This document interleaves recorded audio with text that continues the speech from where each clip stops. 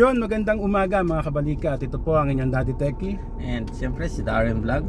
And ito po ang first episode natin ng Carpool with DQ. Andito tayo sa Alwoca Air. Upang interviewin ang isa sa hinahangaang pamilya dito sa Doha. Let's go. Sila ang Balmaceda family.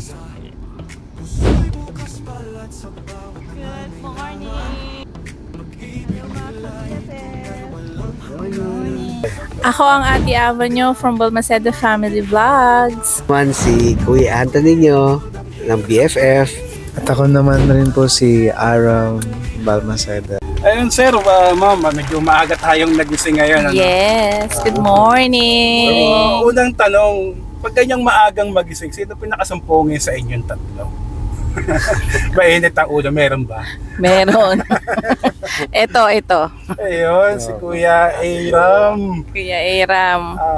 Sir, ilang taon na kayo dito, sir, dito sa Qatar? Nag-start ako rito 2007. Actually, to be exact, September 27 na tayo. So, parang ganun. Matagal na rin pala sir. 2007. Oo, hindi pa ganito Qatar nun. So sir, sa mga taon na yun, ano yung mga struggle na na-encounter mo dito sa Qatar? Marami. Lalo na kapag wala kang sasakyan dito. At that time, talagang limited lang din yung mga sasakyan. Wala pa nung gaanong karwa. Tapos more on bus talaga. Yung sinasakyan namin yung bus number 23 kasi sa may Salwa kami nakatira nun eh. 23, 22. Yan. Yan yung sinasakyan namin nun. Tapos lakad-lakad lang kasi wala naman kaming internet nun. Dati ang internet nun talagang mahal tsaka bihira. Punta pa kami sa mga computer shop para lang makausap yung pamilya. Ganun ang ginagawa namin. Si Ma'am Aba, ilang taon na dito sa Doha? 11 years. To be exact, oo. Pagsabay-sabay kami ng mga bata. After 7 years niya as OFW, na pa-uwi-uwi lang ng Pinas. Minsan after 2 years, tapos 1 year, ganon. Ako talaga yung nag-stand na mama at papa sa dalawa. Yun, kinuha niya na kami. Nung nakapasa na siya sa mga requirements, after 7 years kami naman. May tanong lang ako, since na 7 years kayo before nakuha ni sir, so ano yung mga naging struggle niya sa LDR relation niya sa Pilipinas? Ay nako, sobrang kami, hirap. Kasi mahirap maging nanay at tatay. Tapos yung mga bata, laging may sakit. So yung pera na pupunta lang lagi sa hospital, bill, tapos basta ganun, struggle. Hindi siya madali. Kaya sinikap niya talagang kuhanin kami. So ma'am, fast forward tayo ngayon, no? So nung nakuha po kayo ni sir sa Pilipinas, ano po yung naging adjustment nyo dito sa buhay sa Qatar compare sa atin? Hanggang from zero kami. Imagine ninyo, kwento ko lang nag-start kami sa isang plato, ilang tasa at ilang kutsara tinidor. Tapos subukan namin kumain sa iisang plato kaming 4. Kasi hindi niya napaghandaan. Yung pagdating namin, nagkulang siya sa plato. Nagkulang siya sa plato. Tapos, yung wok niya, yun yung wok na ginagamit niya. Single siya. Nasanay siyang single siya eh. Yun, doon na rin ako nagsisigang. Doon na rin ako kung magpiprito. Doon na lahat. Tapos meron lang siyang maliit na rice cooker. So, yun talaga. Humble, beginning. Tapos, kasi wala. Hindi mo naman madadala yung gamit mo sa Pinas, di ba? So, nag-start kami talaga sa zero. Yun ang aming kwento. Hanggang sa, naka-kompleto na. Sa 11 years ba naman? Yun. So, nung pagdating nyo po rito sa Qatar, ma'am, mga ilang buwan or year kayo na walang work? Or so, sir lang talaga yung nag-provide? Oo, siya lang. Kasi hindi pa ako maka-apply noon. Ang gawa ko, nagpapaluto, papa-order ako ng mga home cooked meal or food. Okay. Tapos nag-aalaga ako ng mga bata sa bahay. Ng mga naging kaibigan na rin namin. Yung mga anak nila maliliit pa. Ngayon mga binata na malalaki pa sa akin. Nani, yun ang tulong ko as hindi pwedeng wala. Kasi Ganyan ang buhay OFW eh. Kailangan tulungan yung kayo mag-partners when it comes to lahat sa finance, gano'n. Mas marami pa rin kasing umaasa sa amin sa Pinas. Yun ang ano namin. Ganun siya. Hanggang sa nakahanap na ako ng work, mga after 2 years ata, yun o di, o 2 or mga ganun. Yun. Starting journey ko as a teaching assistant. Okay. Eh, ma'am, nung nakarating na po kayo dito sa bansang Qatar, so ano talaga yung unang ina-expect nyo rito? Kasi, di ba usually yung lagi nga sinasabi kapag Middle East nga, di ba, sabi nila lagi nga mainit, di ba yung klima dito. So, ano yung naging adjustment mo para sa sarili mo? Oh, nung dumating kami, sobrang summer, June. Na ano talaga ako, nag-breakdown yung balat ko. Nasunog-sunog kasi hindi kinaya yung sunblock sa Pilipinas. Ganun siya. Pero hindi ka naman laging lalabas, nakakulong lang kami nun sa bahay. Eh, alam mo naman dito, ang kuryente, hindi naman problem. So, naka-haircon. Di Saka ba? nakatira tayo sa flat, which is hindi kayo sanay na nandun lang sa apat na sulok ng di ba, flat. Hindi ka tulad sa Pilipinas na merong makakagala ka kung saan-saan. Oo. Tapos merong sa labas ng bahay, merong makakalabas ka. Doon nakakulong lang kasi nga mainit pa. So si Aram nung time na yun is bata pa, no? Hindi siya kagad nakasama ni Sir Tony. Oo, pinanganak ko to, wala sa tabi ko to eh. Ang kuya ko ang naging parang niya, tatay-tatay niya. Tatay niya, okay. Kasi kakaalis lang mo nun, no? Buntis ako nun sa kanya na umalis to eh. So, nakita niya yung papa niya, 2 years old na. Magtuto na. Oo. Tapos nakikita lang niya siya sa tawag dito? Sa computer. Tapos akala niya yung papa niya nasa likod lang ng monitor. Kaya minsan sinisilip niya yung monitor. O baby pa siya noon. Kasi that time hindi naman ganun yung mga technology natin. Mga mobile phones na Android that time. Oo, Skype pa nung time na yon. Oo. Sa computer pa, desktop. Yahoo Oo, Messenger. ganon. Yahoo Messenger, yes. Yun So pa. paano ilang taon si Aram nung nakasama niya yung tatay niya? Ilang taon ka nun? Ilan ka nung 6 years old po ata. Mga 6. Yung talagang nakasama niya araw-araw. Mhm. So ano yung pakiramdam mo nung time na nakasama mo na siya? Excited ka ba? O...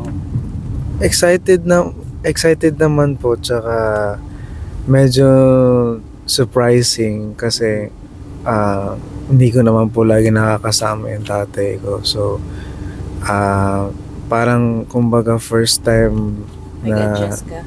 parang nag-adjust na ako, pero meron naman pong halong excitement at saka medyo surprising yung experience. Yung lalo yung magtuto siya, parang ayaw Ayaw. ayaw akong lumapit kay Ava nun. Tinutulak niya ako nun. Pag nakaakbay, Tinatanggal niya. Hindi siya sanay Oo. na may umaakbay sa akin. Siloso? Nang maliit siya, tinititigan niya yung kamukha niya. Stricto ba? Stricto ba si Papa sa si Mama? Ano ba tawag mo sa kanila? Mama, papa. Minsan mami, minsan. Stricto ba sila?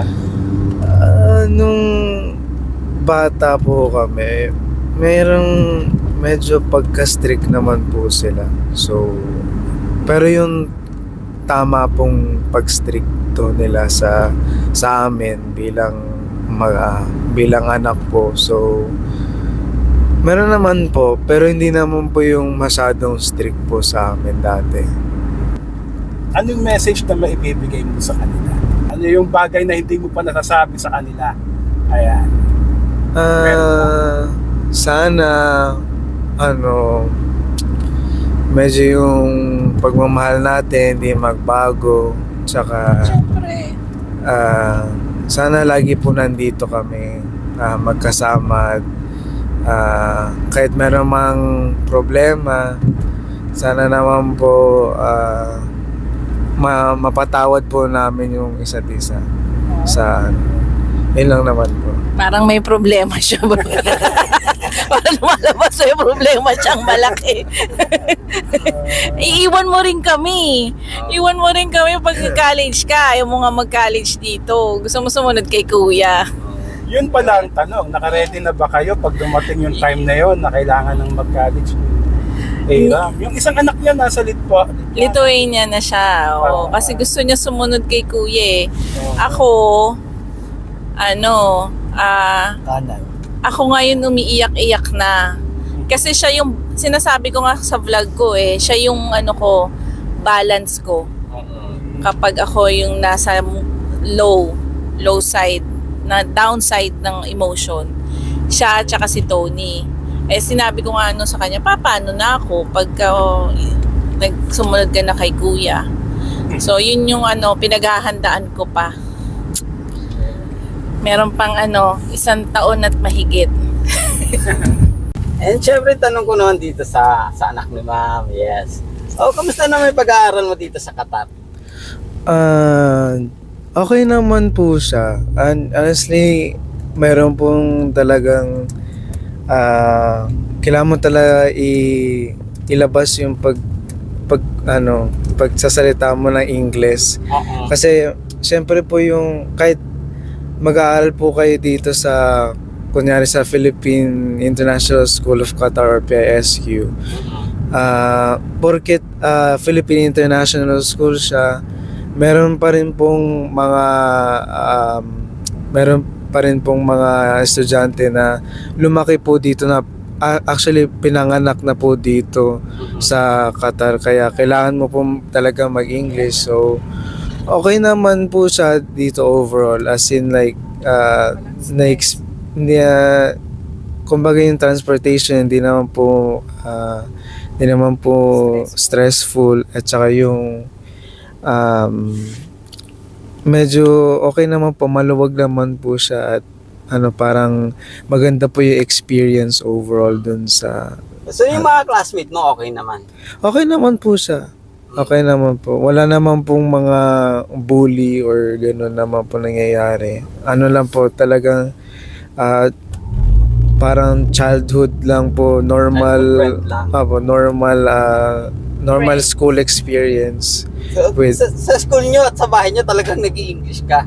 hindi naman po. Kung depende po. Pag-uusap niya English, well fluent siya with accent. Pero kapag Tagalog na kagaya natin, ayan, Tagalog siya. Minsan nahirapan lang siguro siya mag-isip ng tamang words, pero Tagalog pa rin. Nakaka-adapt siya. Actually kasi ako, yung 2 anak ko, nasa Australia nag-aaral. Si Chloe and si Kyle. Kapag kausap ko yung dalagita ko, nag-i-English, sobrang slang. Kaya lagi ko sinasabi sa kanya na pag Pilipino yung kausap mo, dapat Pilipino ka magsalita. Pag foreigner or teacher mo, dapat English. Pero pag kapwa mo Pinoy, mag-Pilipino ka. Lagi ko sinasabi sa anak ko yun, nagsagot sa akin, Chloe. I-adapt pa rin nila yung ating ika. Dapat mahalin pa rin nila, lagi ko yung sinasabi kay Chloe. Si Kyle naman, yun, parang tulad mo si Kyle, nagtatagalog kapag Pilipino kausap niya. Pag mga foreigner, mga classmate niya, nag-i-English siya. So lagi kong napaintindi sa mga anak ko na lagi niyong mahalin yung sarili niyong wika. Very good. Ayun. Opo. Correct. Yes. Paano anong school mo ngayon dito sa Doha? Actually, school po siya sa Pilipinas, FEU, pero as an online student po ako ngayon, currently. So ina-accept din pala dito sa Doha yung mga online school? Depende po sa mga school. Usually, meron naman pong tumatanggap, meron naman po ibang hindi tumatanggap. Pero kasi FEU siya is kilala siyang pangalan, di ba? Kilala siyang school sa Pilipinas. So, pag umuwi mo ng Pilipinas, kung doon ka magka-college, automatic accepted ka sa FEU. Automatic naman. But, he's not planning to go, sabi mo nga ayaw mo sa Pinas, di ba? Saan mo planong mag-aral?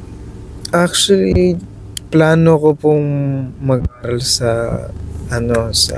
kay kuya po, kasama ko po siya sa Lithuania, sa Europa. So, yun po. Ang tanong, kaya mo pa ba, di? Gapang na to. Todo na to. Ay, nako. Kasi ayaw na nila. Bakit naisip niyong mag-aral doon? Kasi mahal dito. Mahal. Sobrang mahal dito sa Qatar. Okay, so mas mura? Mas mura doon. Kenya? Yes, Talaga? mas mura sa Europe kesa dito. Pero kasi common na is mas mahal doon, di ba? Yung idea. Siguro So, yung yung pala lang, yung yung natin- everyday living. Like kasi it's euro, yung food, yung ganon, yung dorm nga hindi pa ganon kamahalan pero euro pa rin euro. Ang doon dito kasi ang mahal. Sobrang mahal. Kung wala ka rin lang namang schooling allowance from the company, wala eh. Okay. Hindi kaya. So, yun. So I think isa din sa mataas na age pag doon ka nag-aral sa Europe. Pag umuwi ka ng Pilipinas at nakita na galing ng Europe Yung certificate mo, diploma mo, yeah. Not only in the Philippines but all over the globe. So paano Diba? nyo nalaman yun? Paano nyo nalaman yung idea na yun about the trying? Research. Si Kuya lang talaga. Siya lang talagang masipag since ayaw niya mag-aral sa Pilipinas, nagsariling sikap siya, no? siya. Nagsariling sikap siya. Naghanap siya kung paano siya, kung ano yung school na maganda para sa kurso niya. Tapos, at the same time, chinecheck din niya kung magkano yung mga tuition fees. Comparison between bawat place sa Europe or compare din sa Australia, mga ganun. Kasi sa Australia, nagbago sila ng requirements, bro, di ba? Sila na ngayon na dapat you have at least sa peso 2 mil, parang gano'n, ewan ko kung mali ako o tama ako, correct me, na meron kang certain amount dun sa bangko, hindi naman namin kaya yung ganong napakalaki para lang isa yun sa requirements. So nag-isip siya, naghanap siya na kaya ng budget namin, which is dun siya nag-fall sa Lithuania. Tapos ang specialized kasi dun sa country yon yung mga engineering and medical field. So sakto naman pasok yung niya. Tapos wala kaming inanohan na wala talaga kaming participation kundi nagbayad lang kami. Siya lahat yon. Yung sinabi niyang mami may entrance exam ako, magbabayad ng ganito, bayad kami. Tapos nung in-interview na siya, lahat ng papers na kinomply niya. In-interview siya, after ng interview sabi magbayad na kami ng tuition fee the next day. Yun na yun. Pasok na siya tapos nilakad na namin yung visa niya. Kaya lang yung visa niya wala pang embassy dito. So sa Pilipinas namin inayos. Kasi kailangan nasa country of origin ka. So yun yung mga tip na ma-share natin sa viewers nyo when it comes to they want to apply for student sa Europe, gano'n ang matagal yung pag-aayos ng visa sa Pilipinas? Yun ang matagal. Kasi dati, hirap pa umano sa mga DFA, ganyan nag-struggle yun sa amin yung pag-comply ng mga pag nagpasa ka, like for example, nagpasa siya ng April or May, lumabas yung visa niya by August. So, matagal talaga. Pero worth it naman kasi ang binigay naman sa kanila is residence visa. Hindi student. So, yun ang maganda. Tapos renewable, 2 years, no? Every 2 years. Sir Tony, nung dinala mo sila Ma'am Aba dito, ano yung adjustment na meron ka bang, siyempre bilang lalaki, no? Meron ka bang kinalimutan na dapat kalimutan? Or kamusta yung buhay mo dito nung mag-isa ka? At nung time na dinala mo sila dito? Nung time kasi na yon, nakatira din ako sa accommodation ng company. Okay. Eto nga, magulat kayo. Yung office namin, ang office namin natitira sa Abu Hamur kami noon. Harap, office, sa likod accommodation. Magkasama lang, 4 na villa. Ganun ang nangyari. So parang umiikot lang yung buhay namin sa ganun Tapos pag Friday, minsan sasama ako doon sa mga ka-office mate ko na merong sasakyan, na pick up wala akong sasakyan noon. Sasama ko, gagala kami kung saan kami pupunta. Yung rotational yung buhay, ganun. Tapos lagi lang kaming extend ng oras kasi pag extend ng oras, parang doon mo ba yung oras mo para pagdating ng bahay mo, matutulog ka na, kakain ka, tutulog ka na lang. Ganun lang yung rotation ng buhay. Yung routine namin ba. Ganun ang nangyayari. So, kumbaga, mahirap din. Tapos 2 years ka na parang ganun lang lagi yung ginagawa mo, di ba? Parang Siya nakauwi. bago makauwi. So, yun yung yun yung buhay nung umpisa pa lang na wala pa sila rito sa Qatar. Pero kahit ganun, ibig sabihin, naging faithful kayo kay Ma'am Aba. Ay, oo. Kasi masyado kumbaga, din yung mga siya, ayaw maniwala sa akin eh. Kasi kumbaga, Feeling na mahalaga kasi sa akin talaga yung, katulad yun na pagkwentuhan natin last time, nandun po tayo si Barana, napakalaga talaga sa akin nung pamilya. Dahil sa mga nakikita ko nung bata pa ako sa amin, nakatira lang naman din kasi ako sa depressed area.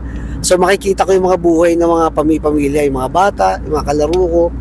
Kaya alam ko, sabi ko sa sarili ko na pagdating ng araw, ayoko mangyari sa pamilya ko yung ganito.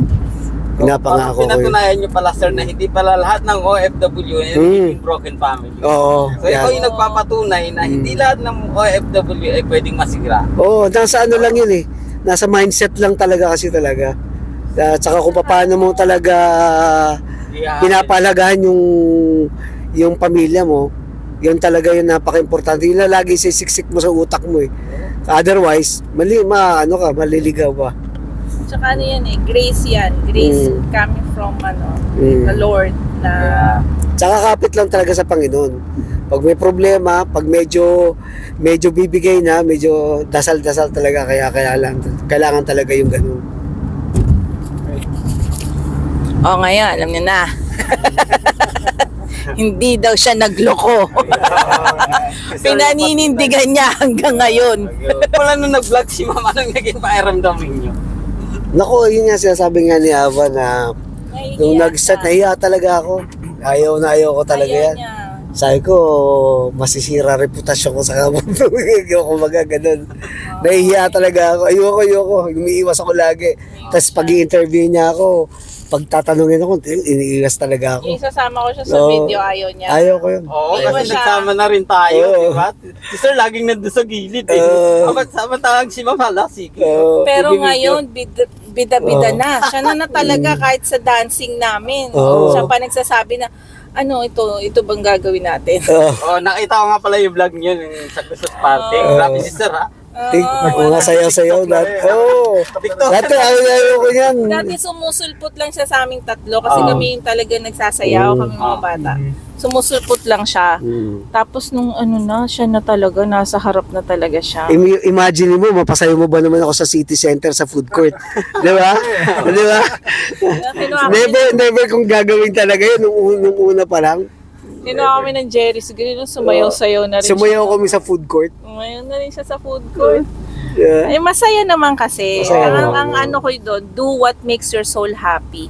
So ako happy ako sa ganito, sinuportahan nila ako. Which is ako yung nasa yung content creator side. Ako yung nag-iisip ko ano yung i-vlog. Kasi more on family vlog naman eh. Kung ano nangyayari sa buhay OFW na pamilya, yun naman yung nasa vlog namin. Yung naghilig sa video, siya nagvi-video. Tapos si Kuya na marunong mag-edit, siya nag-edit. Si Tony naman na ang driver. Yun talaga naman ang Yun ang role papel ko niya. bilang I-drive kami kung sa family. saan. So yun. Nakatulong sa inyo yung pagiging pamilya, no? Oo, yun talaga yung niche eh. Hindi naman more on ako para ma-showcase yung buhay dito. Tapos yung mga kamag-anak, kaibigan na namimiss kami, yun na napapanood nila kami sa Pilipinas, kung nasaan silang parte ng mundo. Kasi ang pamilya ko kalat-kalat eh. Iba-ibang parte, nasa iba. Yun, dun sila nakaka-relate sa amin na yun yung unang mga supporter namin din. Oo. Yun. And isa pang maganda sa Balmaceda family is open kayong makipag-collab sa iba. And actually, isa kami sa mga na-invite nila sa mga events nila. Balitang Q, yan. Yes. Thank you and Daddy Techie. And kasama pa rin yung misis ko, syempre. Yes. Oo. So, ano yung pinaka-goal ninyo sa pakikipag-collab sa ibang mga content creators? Marami. Kasi bilang OFW, kaya ko nagtayo ng parang Team BFF, meaning Balmaceda Family and Friends. So, nag-start yan sa YouTube na yung mga friends natin from all over the globe, nagpupunta sa live stream ko. from there, di ba uso nun nagpapalipad. Yes. So yung mga perang binibigay nila goes to namin, yung advocacy namin to help other people. So doon nag-start yun. Tapos sabi ko, bakit hindi natin i-reach out yung mga ka-BFF na nandito sa Qatar, na nakakasama ko sa live stream. Which is yung nakakasama natin. Wala na kasi sila ngayon, sila RJ21, shoutout, nasa Canada na. Josh and Family TV, nasa Australia. Yung iba naglipat ng Saudi. Sila yung mga unang nakasama namin. Yan sila Doc Greg. So, ang maganda kasi, pare-parehos kami ng gusto mangyari. Yes. Yung mag-reach out sa community and to help. So whatever we earn from our YouTube channel goes to our charity. Yun talaga yun. Yung lagi ko sinasabi, wala kaming kinukuha doon for our personal, wala. So iniipon talaga namin yan para pag meron kaming kailangang bigyan ng pansin, yung in-need talaga ha, yun talaga ang binibigay namin. Pag sa nagla-live stream ako noon, pa-Gcash yung uso noon sa YouTube. Papa-Gcash ako kasi bibili silang diaper, gatas. Ganon yun yung mga pumapasok sa live stream ko. Yun, nakikipaglaro, yun. So, pag nanalo, yun ang So, more on good vibes. Tapos, kaya kami nakikipag-collab sa inyo para mawala yung umay. Kasi OFW, kailangan nating huminga. Yes.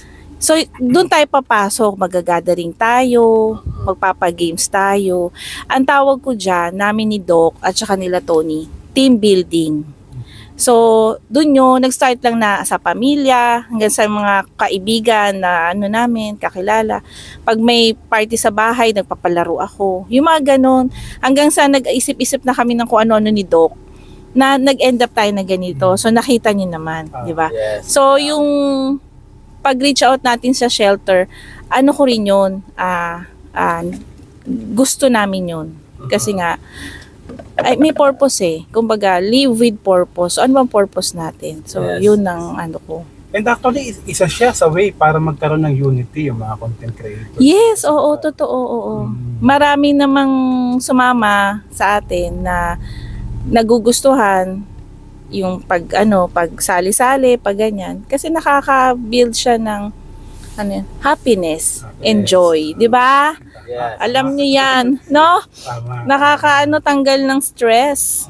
Yun. And then, nandito tayo ngayon, no? Alam ko isa to sa naging part ng advocacy ninyo.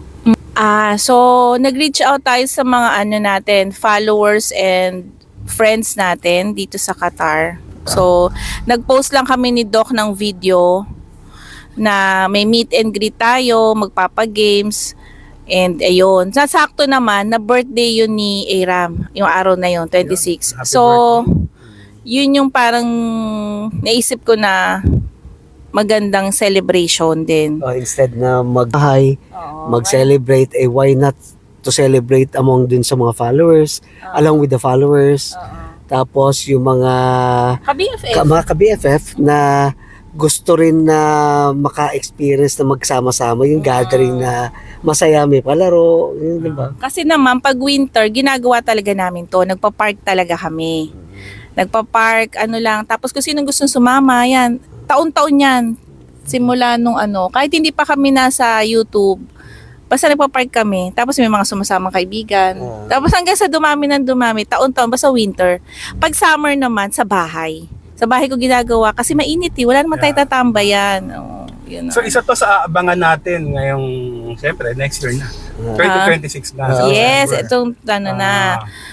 Sa itong mga malamig na panahon. Basta may time kami ni Doc at available kayo na magjo-join. Why not? Gawin natin kahit simple lang, picnic lang. So, hindi makukompleto syempre kung hindi natin papasukin ang bahay ng Team BFF. Ayan. So, dito tayo. Hanap lang tayo ng parking and pupunta tayo sa bahay. Isang pamilyang puno ng saya't pag-asa. Puso'y bukas palat sa bawat nangangailangan. Pag-ibig nila'y tunay walang hangganan. Isa tong balcony na to sa mga memorable sa grupo ng BBF. Ang Balmaceda Family and Team.